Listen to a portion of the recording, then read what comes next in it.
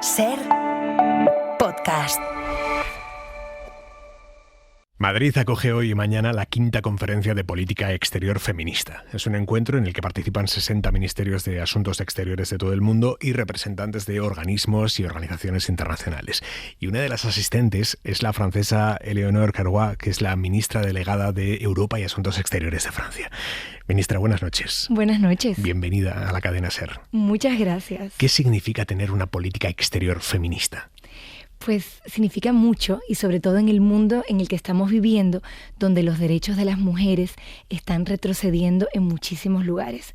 Pero España, al igual que Francia, tienen una política proactiva de defensa de los derechos de las mujeres, todos los derechos económicos, sexuales, reproductivos, la igualdad en todos los ámbitos, y al mismo tiempo tienen esa voluntad de actuar para que haya más mujeres en las instancias de diplomacia, que haya más mujeres embajadoras, más mujeres en las mesas de negociaciones, porque se sabe que cuando hay mujeres alrededor de la mesa se llega más fácilmente a tratados de paz y a resolución de conflictos. ¿Y esa política exterior feminista resiste la real política? Quiero decir, por ejemplo, ahora estamos viendo que la Comisión Europea va a recibir a los talibanes para negociar con ellos la aceleración de la devolución de afganos. Que el mundo es muy complejo y nos hace chocarnos muchas veces con regímenes que de respeto a las mujeres tienen nada. Sí, es cierto. Y de hecho la diplomacia exige que se hable con todo el mundo, pero justamente porque se habla con todo el mundo se pueden hacer pasar una serie de mensajes. En el 2019 Francia adopta una diplomacia exterior feminista con una doctrina, con unas pautas muy claras, y parte del rol de nuestros embajadores y embajadoras a través del mundo es justamente defender, cual sea el régimen, estos valores y el hecho de que se respeten los derechos de las mujeres. ¿Se logra siempre? No, evidentemente que no, pero se intenta y se intenta y se intenta hasta que se logre. Francia financia desarrollo en muchos países, tiene contactos con con muchos regímenes a través del mundo, y a través de esa política también logra incentivar que se pongan leyes que sean a favor de las mujeres, también negociando en ese sentido. Habría que condicionar las ayudas al desarrollo o los programas de colaboración internacional a una política de respeto a los derechos de las mujeres en los países de destino de ese dinero. Condicionar en sí puede ser a veces contraproducente, porque de hecho puede lograrse lo contrario de lo que se está intentando, pero siempre asegurarse de que dentro de nuestros programas haya esa dimensión feminista es algo que hacemos sistemáticamente, y de hecho la Agencia Francesa del Desarrollo tiene como misión implementar esa política exterior feminista, y dentro de también sus actividades tenemos un fondo que financia directamente a ONGs y a grupos feministas en el terreno donde sea que estén, y eso es muy importante porque para llegar realmente a las mujeres, sobre todo en zona de conflicto, zona de guerra, hay que apoyarse en actores del terreno. ¿Deberíamos aislar internacionalmente a los regímenes que no respetan a las mujeres? Nuevamente es muy difícil aislarlos, y de hecho a veces ese aislamiento lo que puede hacer es que puede ostracizar a las mujeres y a las organizaciones.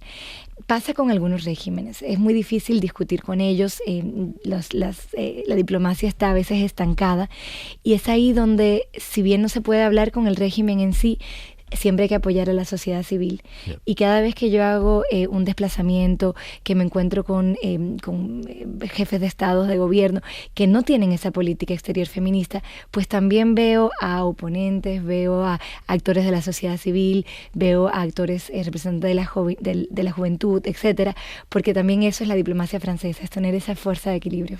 Hace unos meses la vicepresidenta española Yolanda Díaz nos contó aquí en este mismo estudio que ella, a día de hoy, siendo vicepresidenta, sigue sufriendo machismo. Obviamente, pero todas. ¿Usted lo sufre? Sí, yo pienso que sí, y yo pienso que es importante decirlo, y es importante decir que a todos los niveles se sigue sufriendo para combatirlo, porque a veces yo creo que está tan aceptado y tan interiorizado esa forma de machismo que la gente ni la ve, y en realidad sí la hay.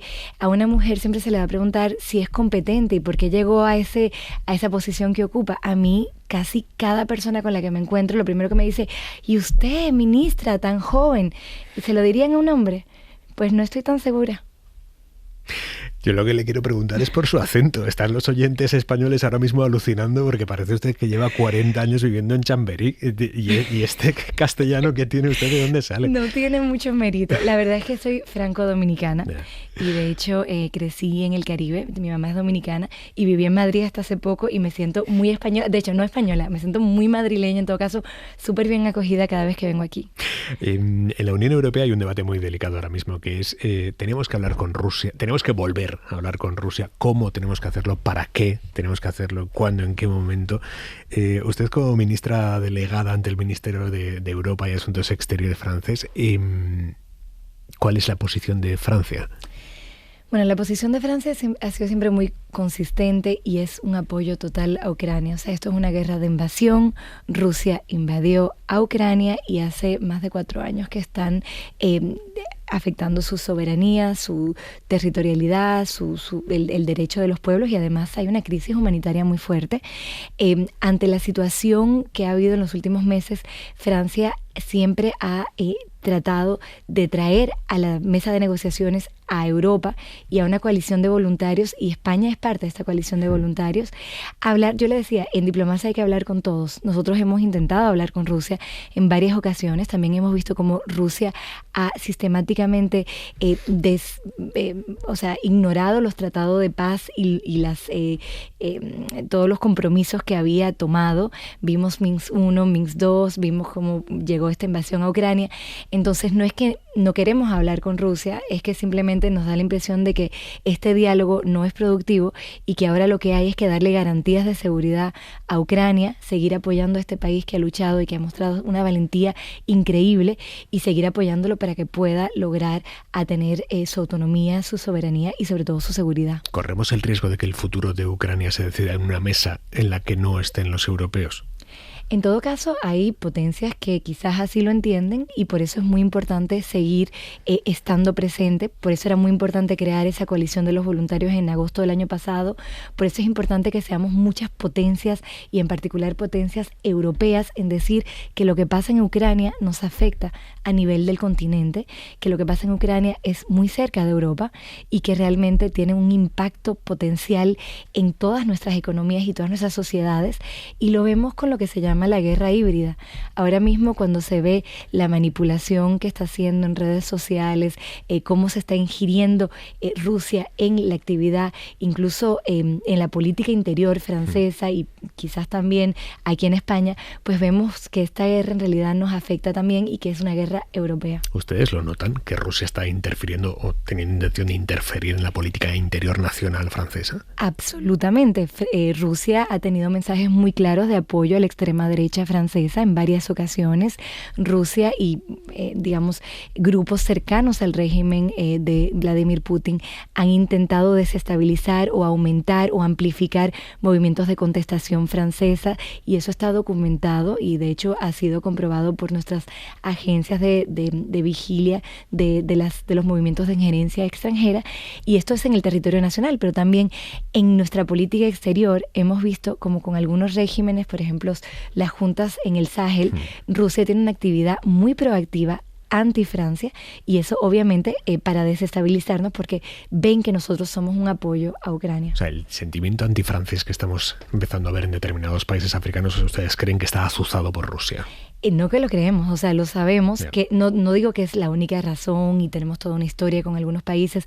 Hemos reformado nuestra relación con muchos países del continente africano, y esta agenda de transformación de nuestra relación en una relación equilibrada, positiva, mutuamente benéfica, lo hemos visto en particular hace un mes en la cumbre Africa Forward que sostuvimos en Nairobi con Kenia. O sea que yo diría que sobre los 54 países del continente africano, con la inmensa mayoría tenemos una relación muy positiva, pero en algunos, en particular los 3 países de las juntas sahelianas con los cuales la situación es mucho más compleja, vemos a qué nivel la injerencia rusa sigue afectando esa relación. Francia ha perdido influencia en África.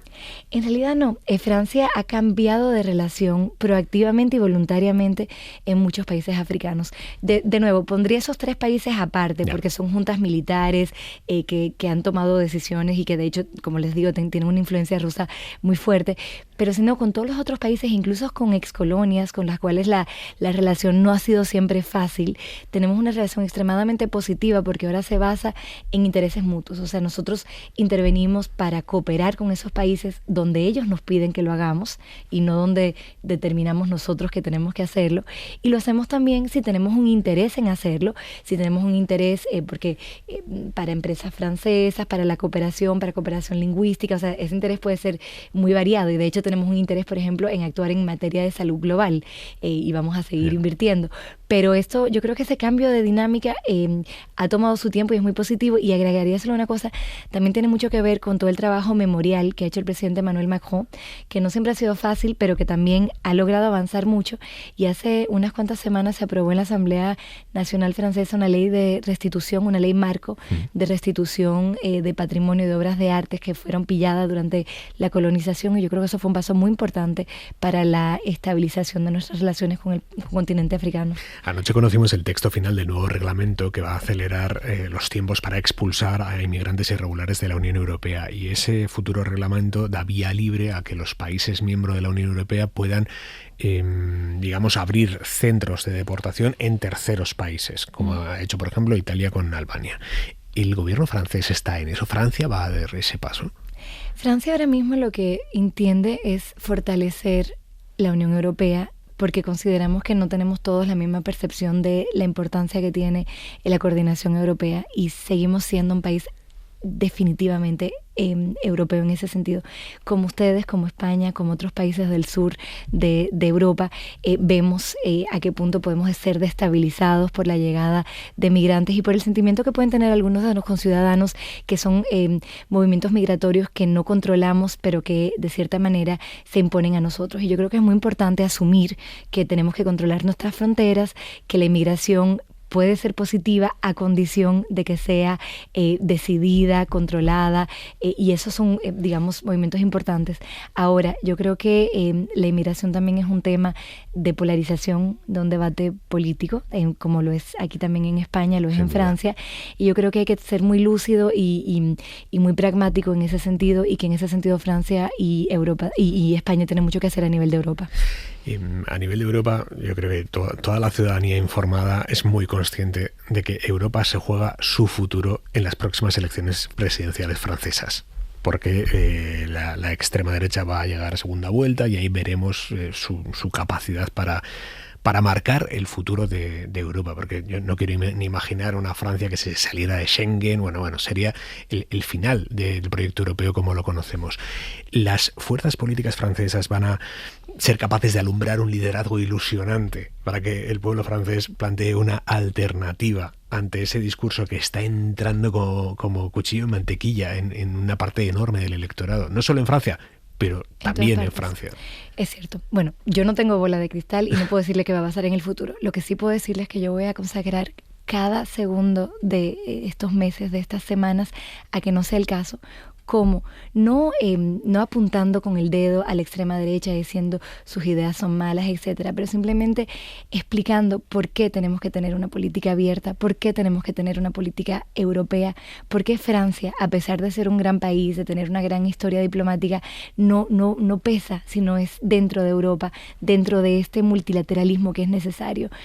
Ahora estamos en un mundo muy polarizado, con instrumentos que favorecen esa polarización. Las redes sociales son uno, cada uno está en su burbuja informativa, informacional, y para poder salir de esas burbujas no es fácil, para dar esperanza tampoco es fácil, para salir de polémicas tampoco es fácil. La política no es fácil, sobre todo para las mujeres, si volvemos al tema inicial, pero yo creo que hay muchos líderes políticos en Francia que entienden apostar sobre la razón, apostar sobre la empatía también francesa, sobre lo que nos caracteriza, ese espíritu de las luces, que sigue siendo fundamental y también identitario para nosotros, y yo pues soy una irreductible optimista, entonces de nuevo no tengo bola de cristal y sé que las fuerzas reaccionarias son muy potentes, pero de nuevo toda mi energía y la energía de muchos otros líderes políticos en que ese combate lo ganemos. Ustedes son conscientes de que Europa les está mirando, que nos jugamos ayuden todos mucho en eso.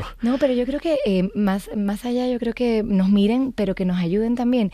Ese discurso isolacionista, cerrado, finalmente un poco del pasado, de que fantasma una Francia fuera del mundo, que no existe. Hay 7 millones de franceses que tienen origen africano, que son como yo, binacionales, trinacionales, y eso también es la riqueza de Francia, como creo que también es la riqueza de España.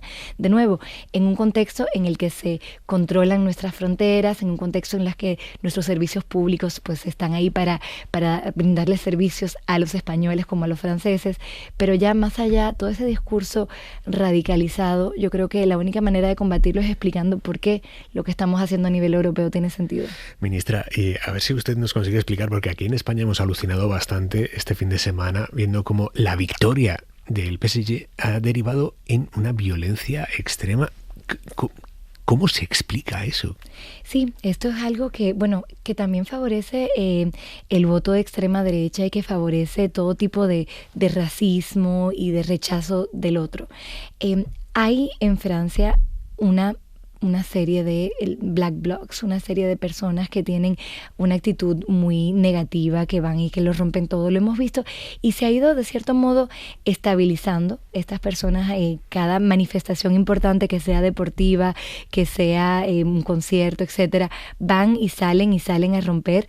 Se hizo mucho después de los chalecos amarillos, que fue un movimiento de protestación, al principio de hecho bastante pacífica en algunas aglomeraciones, y que después también pudo degenerar, y yo creo que eso hay que atacarse a la raíz. No es tan fácil porque es un movimiento cambiante y moviente, y las personas que salen con esa rabia, a pesar de ser pocas, pues los efectos son grandes, pero yo creo que eso también hace parte de esos combates que tenemos que llevar si queremos justamente impedir que prosperen las ideas radicales de extrema derecha. Eleonor Cargoix es la ministra delegada ante el ministro de Europa y Asuntos Exteriores de Francia. Le agradezco mucho que haya estado esta noche con nosotros aquí en la cadena SER. Muchas gracias por la invitación y feliz de estar en Madrid. Para no perderte ningún episodio, síguenos en la aplicación o la web de la SER, Podium Podcast o tu plataforma de audio favorita.